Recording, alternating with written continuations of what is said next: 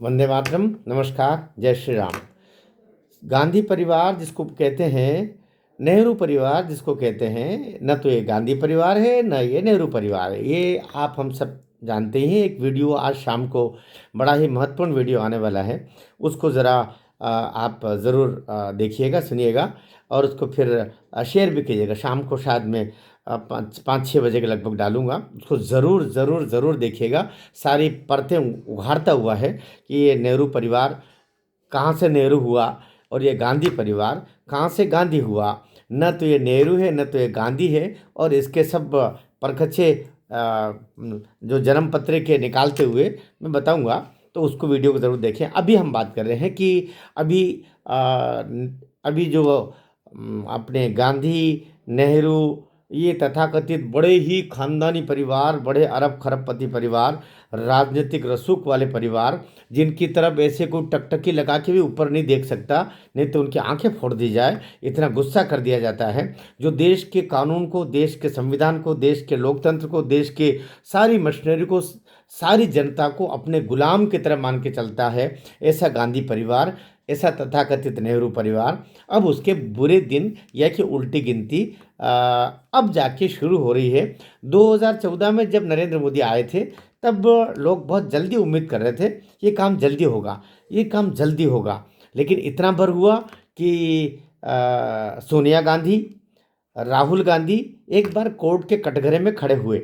एक बार इनको जमानतें करवाना पड़ी, और जमानतों पे ये दोनों माँ बेटे बाहर घूम रहे हैं। यहाँ तक तो हुआ, दामाद और रॉबर्ट अथर, वो कौन सा आर्डा बार्डा है, वो उनको भी वहाँ तक लेके गए हैं। ईडी सारा जांच परख कर रही है, वो काम चल रहा है।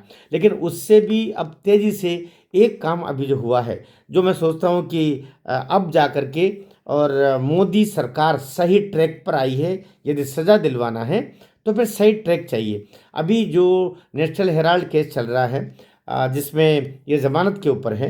नेशनल हेराल्ड केस क्या, थोड़ा सा समझ लें। नेशनल हेराल्ड केस दरअसल एक एजेएल करके एक कंपनी हुआ करती थी, जिसकी स्थापना 1937 में, आज़ादी से पहले स्वतंत्रता संग्राम सेनानियों में 5,000 स्वतंत्रता संग्राम सेनानियों ने उसमें शेयर खरीदे थे, अपना चंदा दिया था, पैसा दिया था। और जवाहरलाल नेहरू को आगे करके एक ये एजेएल अर्थात ये एक पूरी ऐसी कंपनी जिसके द्वारा सारा एसोसिएट जर्नल्स लिमिटेड, और इनका उद्देश्य था कि विभिन्न भाषाओं में अखबार निकालना। सबसे पहले इन्होंने अंग्रेजी में नेशनल हेराल्ड नाम से एक अखबार निकाला 1937 में। 1938 में ये अखबार निकाला। 1945 में कौमी आवाज़ उर्दू का एक अखबार निकाला। 1947 में नवजीवन करके ऐसा हिंदी का अखबार निकाला। ये प्रमुख अखबार चलते रहे।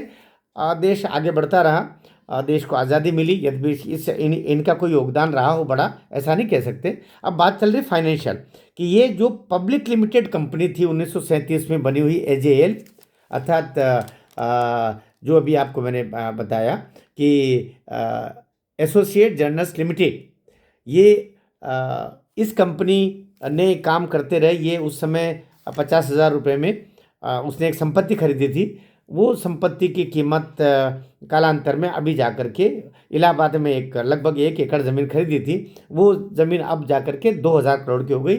इसके अलावा भी कई शहरों में उसकी संपत्तियां हैं। तो 2-3 हज़ार करोड़ रुपया जो एक नंबर में कह सकते हैं, असल कीमत तो उसके 10,000 करोड़ से ज़्यादा है।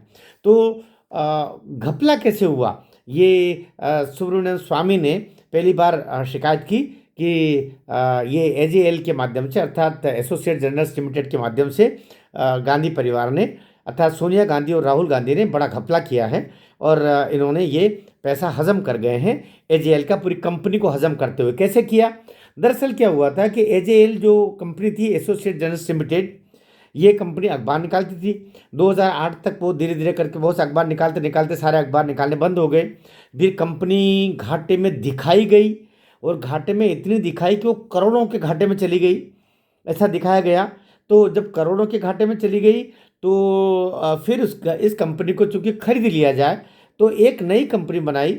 उस कंपनी का नाम था young Indians private limited. Young Indian private limited, याद रखना, एजेएल पब्लिक कंपनी थी और ये young Indian private company. Private company में कौन थे?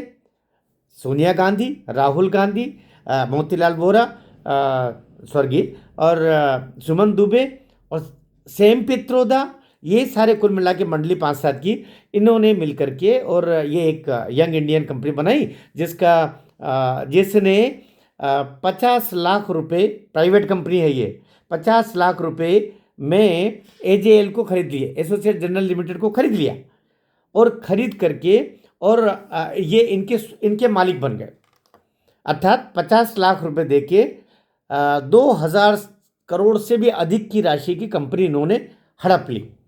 और दरअसल वो 50 लाख भी दिए नहीं, कागज पे केवल लेन देन दिखाया और ये इधर से उधर आ गई कंपनी। ये फर्जीवाड़ा हुआ, 420 भी हुई। इसी को लेकर के और इन्होंने सुब्रमण्यम स्वामी ने ये शिकायत दर्ज की थी कि, और ये 50 लाख भी किसी और से उधार लिए थे, उधार दिखाए, इसको कागज़ पे दिखाया AJL को और कागज़ पे भी दिया नहीं। इस तरीके से पूरा घपला किया गया। लेकिन कहते हैं ना कि अपराधी अपना अपराध के प्रमाण कहीं ना कहीं पीछे छोड़ देते हैं, इन्होंने भी अपराध के प्रमाण छोड़े और ये अंतोगत्वा आ गए। सुब्रमण्यम स्वामी का केस अभी ये सोनिया गांधी और राहुल गांधी दोनों ही जमानत पर हैं, बाकी लोग भी जमानत पर हैं। कुछ लोग उसमें मोतीलाल वोरा वगैरह मर मुरा गए हैं, लेकिन जो जीवित हैं वो कोर्ट के चक्कर काट रहे हैं। और अभी दरअसल एक और बड़ा काम हुआ है। 3 अक्टूबर को इसी केस के सिलसिले में एक इकोनॉमिक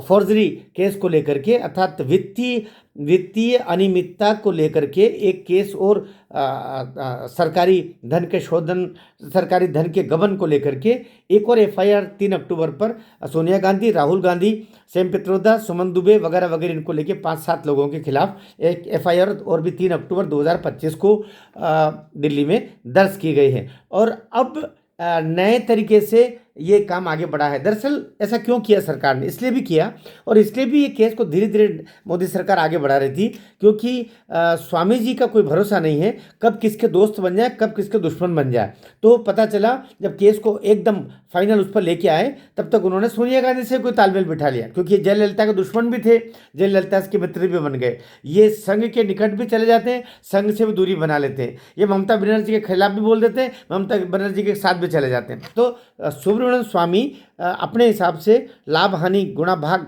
ये उनके खुद के चलते हैं। तो पता चला कि मोदी सरकार आगे बढ़ी और इन टाइम पर उन्होंने केस ही विड्रॉ कर लिया। यदि भी क्रिमिनल केसेस वापस नहीं होते हैं, लेकिन क्रिमिनल केसेस में कमज़ोर तो किया जा सकता है। आवेदक अगर अपने पिटिशन को वापस लेता है तो केस कमज़ोर ज़रूर हो सकता है, वापस हो ना हो ये फिर कोर्ट पर निर्भर करता है, वो अलग विषय है। तो अभी सरकार ने जब, अब सरकार की एक एजेंसी ने इस पर FIR दर्ज कर दी, जिसके लिए कोर्ट ने भी कहा था, सुप्रीम कोर्ट ने भी कहा था कि आप एक स्वतंत्र एजेंसी से इसके FIR क्यों नहीं करवाते, प्राइवेट व्यक्ति ने तो किया ही है।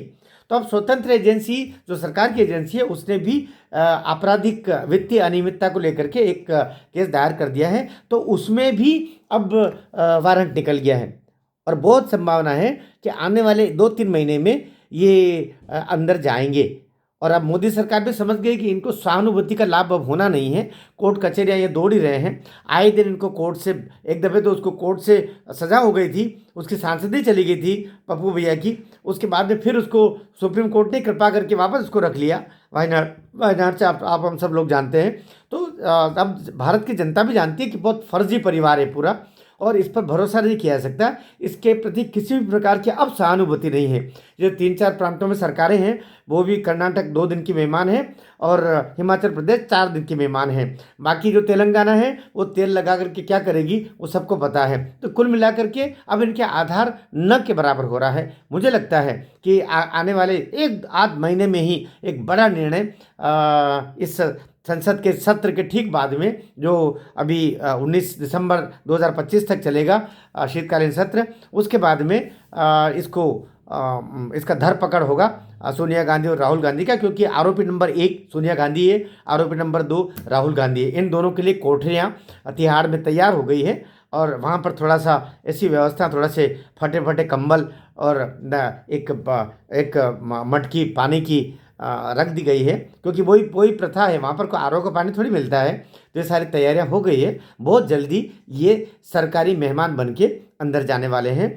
आपको इस वीडियो के संदर्भ में कुछ भी आपत्तिजनक लगता हो तो पहले खुद की जांच कराइए कि राष्ट्र प्रेम में कहीं धीमापन तो नहीं है, कहीं उसमें आपके प्रेम में कहीं आजू बाजू का कहीं असर तो नहीं हो गया है। क्योंकि सच्चाई के ना मनहर की गपशप चैनल का ध्येय है, साथ ही हर चुनौतीपूर्ण विषय को लेके उस पर बोलना भी मेरा ध्येय और कर्तव्य दोनों है। वीडियो कैसा लगा? अच्छा लगा हो तो शेयर कीजिए। चैनल को अब तक आपने सब्सक्राइब नहीं किया हो, आदेशात्मक नहीं बोल रहा हूँ, निवेदन कर रहा हूँ कि चैनल को सब्सक्राइब भी कीजिएगा, शेयर भी कीजिएगा, और अच्छा लगा हो तो शाबाशी दीजिएगा। भारत माता की जय।